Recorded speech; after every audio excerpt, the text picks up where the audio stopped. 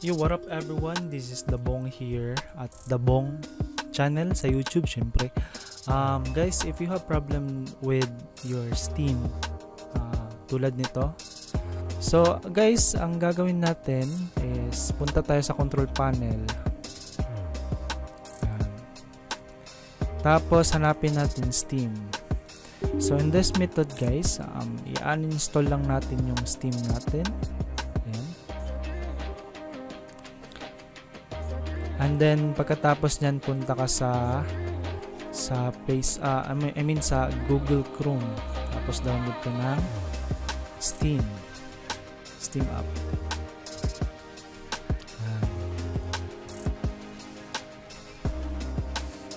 So pang Windows yung gamit natin, i-click natin pang Windows na to.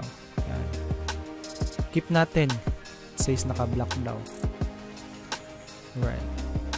I-open natin. Yes lang, then next English, tapos select ka ng location na kung saan mo pwede i-install yung Steam. So install natin. Destination must be empty. So hindi daw empty yung ating destination. So tignan natin guys.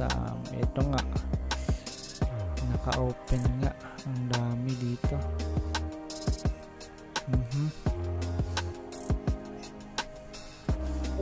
Hindi ba natin marinig ito?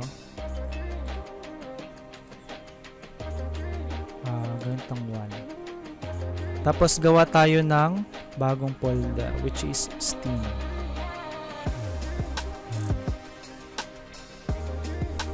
Letter S.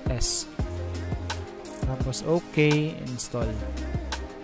So yun na nga, na-install na natin ang ating Steam. So, ayun na guys, na-reinstall na natin yung application and I think it's the latest version of the Steam version. So, login tayo ng ating Steam. Login nyo lang yung Steam ninyo.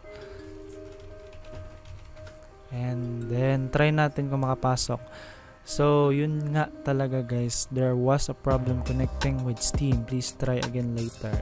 You can try running Steam offline.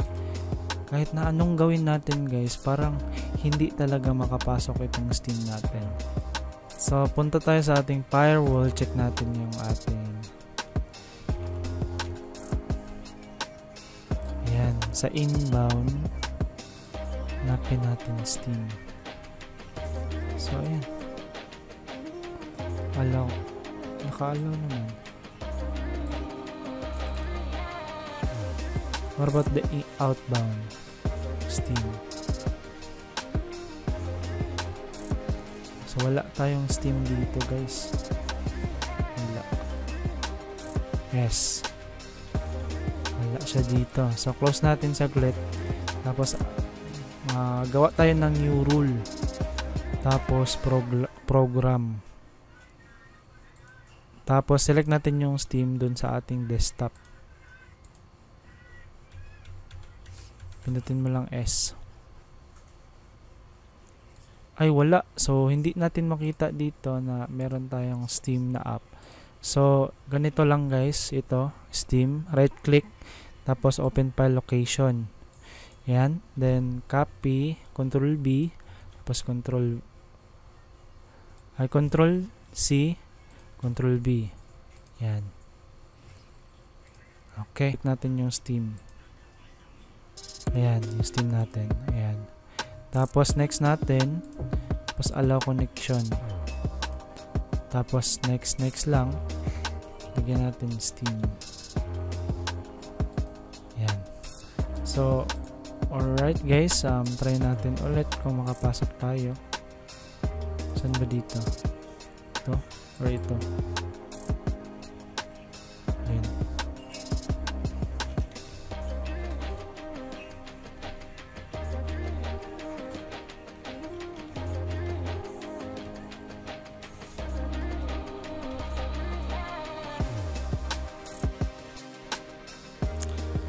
Alright, finally, at this moment talaga, successful tayo sa ating pag-login. Tignan nyo, nakita nyo.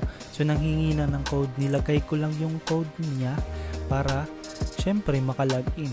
Ayan na. Okay, wala. Ayun na nga. So accept lang natin yan. Yan na guys, nakalagin na ako. Alright guys, nakuha ko na kung paano siya mag-login ulit due to that error. So recap lang guys, yung problema pala is nakalog out siya dito sa cellphone. So ayun, una, eto, in-update ko lang yung app dito sa Play Store. And then pag open ko, kasi kanina yung application outdated siya dito sa application ng cellphone, outdated yung app ng Steam. So pag login ko, kahit anong click ng sign in, hindi ko talaga siya ma-click. So ang ginawa ko guys, in-update ko lang doon sa Play Store. Ayun, gumana. Pwede na akong makapag-login dito sa cellphone. Dito sa cellphone guys. And papakita ko sa inyo. So, andito na siya sa cellphone. And then, after that, actually, nag-update din ako ng LAN card dito sa ating PC, which is sa ating motherboard yan. So, you can try updating your driver sa LAN card as well. Chipset din siya. LAN card. Ito guys, makikita ninyo. Ay, nawala na.